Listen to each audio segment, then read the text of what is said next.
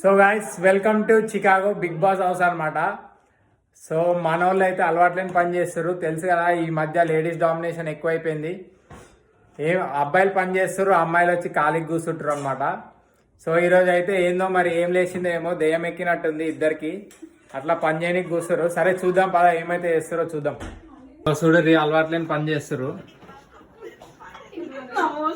ఏం చేస్తారు, ఏం చేయాలో ఆలోచిస్తారు గాయస్. అదేదో టొమాటో, చపాతి, పప్పు అండ్ ఇడ్లీ.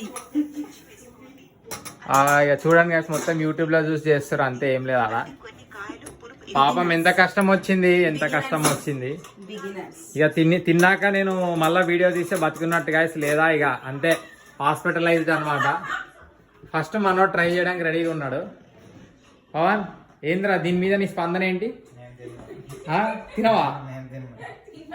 మావాడైతే తినా అంటుండు, డైరెక్ట్ బయటకు వెళ్ళి తింటా అంటుండు.